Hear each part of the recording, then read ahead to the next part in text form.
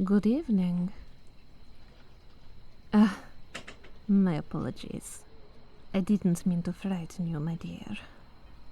What brings you out here? After all, it's the middle of the night. A lover's quarrel? Or perhaps you are running away? No? Very well then. Enlighten me. Don't worry. I won't tell a soul.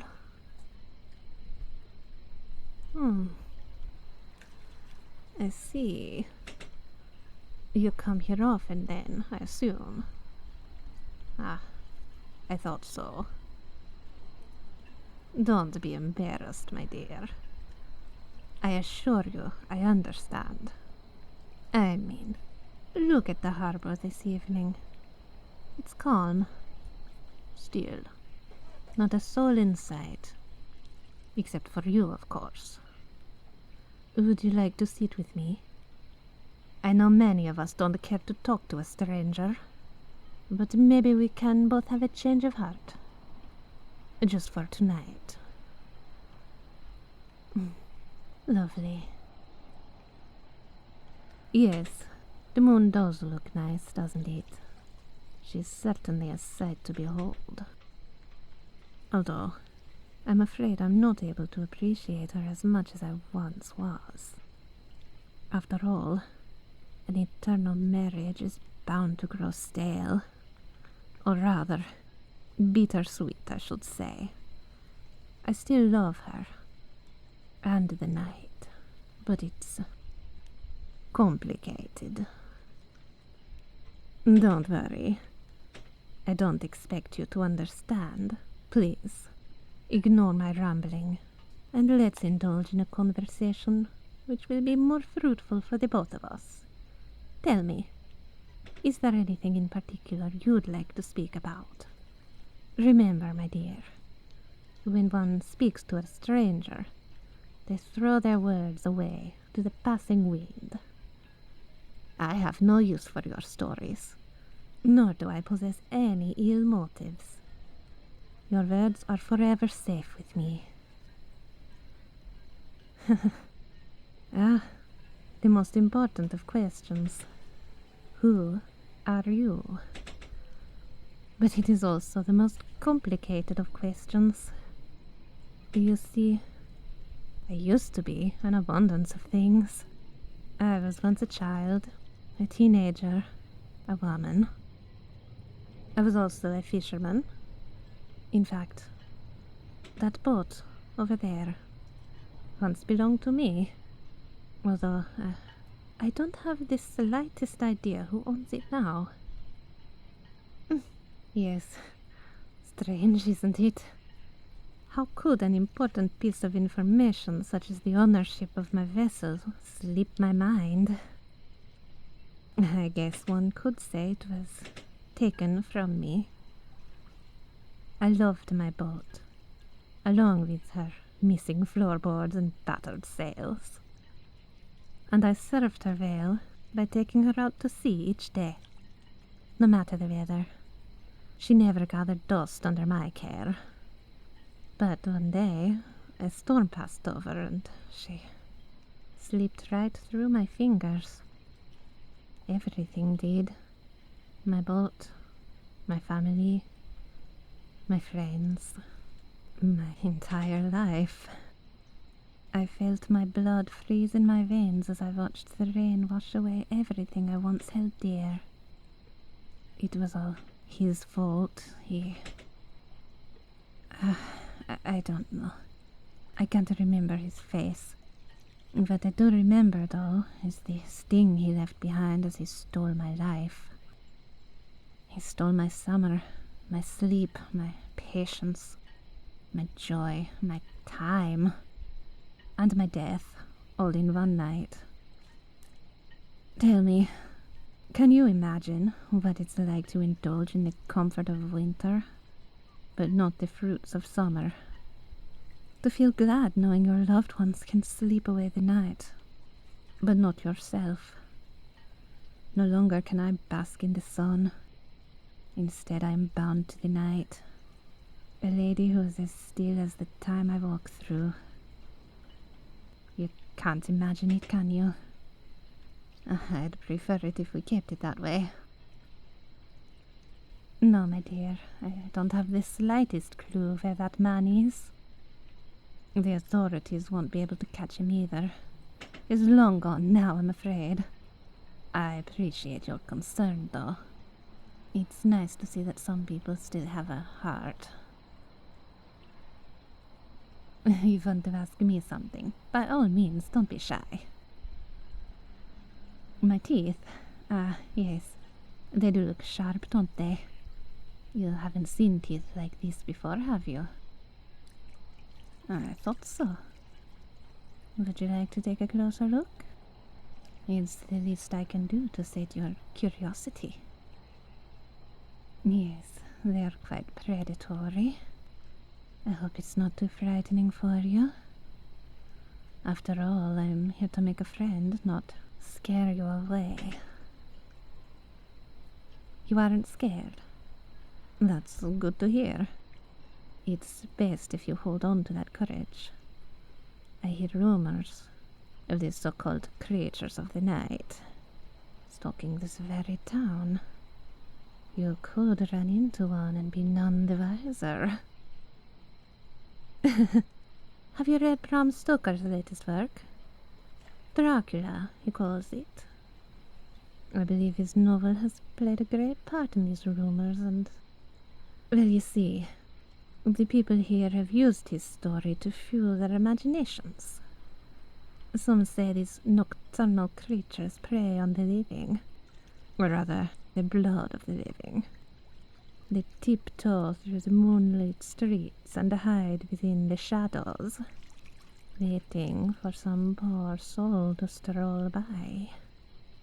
And when the time is right, they drag them away into the endless night. The victim will fight back, and their pulse will quicken, but that just makes them all the more appetizing. Finally, their poor heart will continue to race inside their chest until it stops. Their soul finally devoured, with no scraps to be spared, their mortality drained like a sweet wine. These are only rumors, of course. Words heard in passing. Many people have disappeared this past month, but who's to say it's the fault of the supernatural? There's been a handful of murders as well. But once again, can one really blame this on beings from another plane? Spirits. Monsters. You say people have avoided these creatures with a name. Please, enlighten me. Vampires. Well, it looks as though Mr. Stoker has left an impression on the kind people here. But I can assure you at this very moment, these creatures are no mere vampires. They're like the class and chivalry of a vampire. There's no wealth either. No grand castles or masquerades. No forbidden pleasures or romances. Nothing of the sort, my dear. These vampires the people speak of look just like you and me. They can hold conversations. You can carry them and maintain their sharp wit and charisma. And despite this, they are as empty as this very harbour. Hollow shells of people who once smiled in the face of mortality, but now frown in the face of death herself, forever married to the night. Until death do us part, as they say. What a cruel joke. Some lose themselves in their eternal solitude. They go mad, almost primitive. Those are the ones who prowl the streets like hungry animals, and who can't seem to figure out which way their moral compasses are pointing.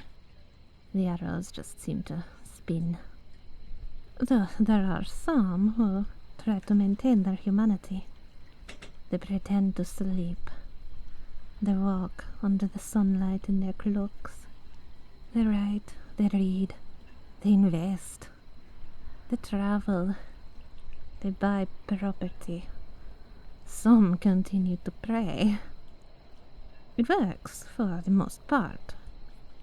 They maintain their footing in the mortal world, despite the obvious disadvantages. But the damage is still done. The die has been cast, and it's only a matter of time before they give in to their hunger. The hunger makes them ill, both in soul and body, and causes a great deal of pain. If their hunger is not sated, then it continues for eternity. At that point, it becomes a matter of time before they go mad and rip apart anything with a heartbeat. These are the creatures you're up against, stalking through the night and lurking through the day, blending in with the innocent. You look nervous. Are you feeling well? You've figured it out, haven't you, my dear?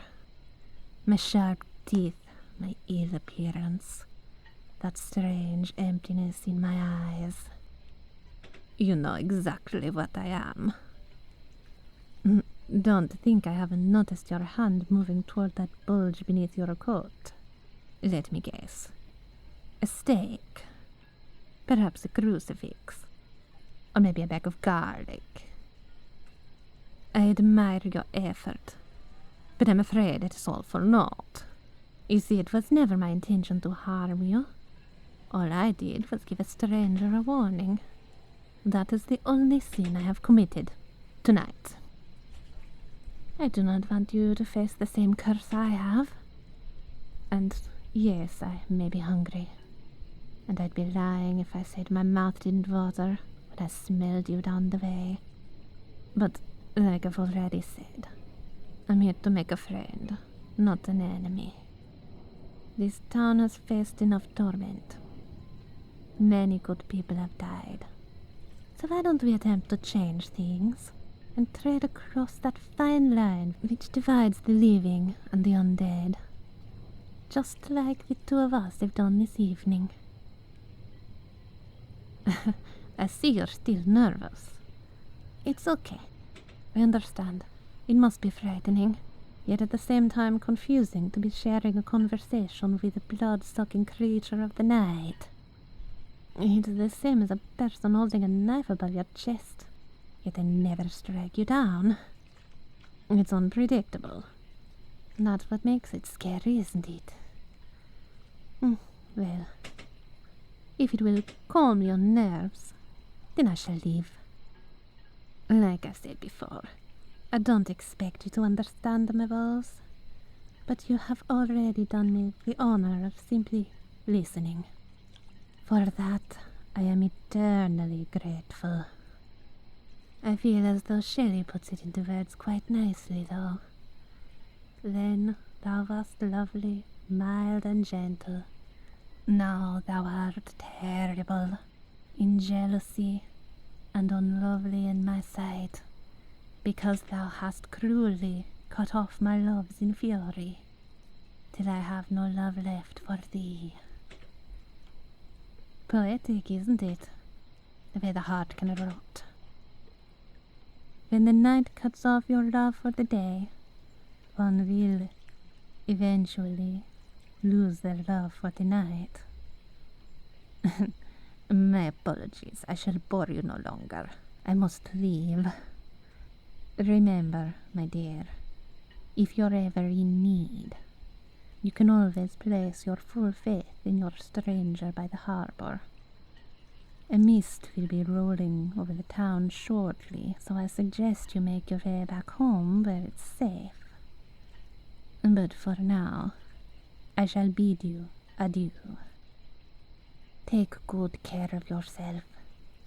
I am not the only one present this evening, and the others are not so friendly.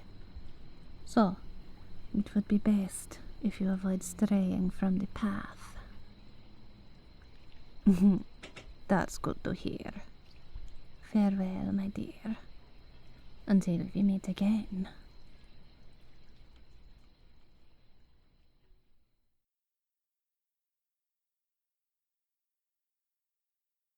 How could an important piece of information, such as the ownership of my vessel, don't say vessel, nuclear vessel,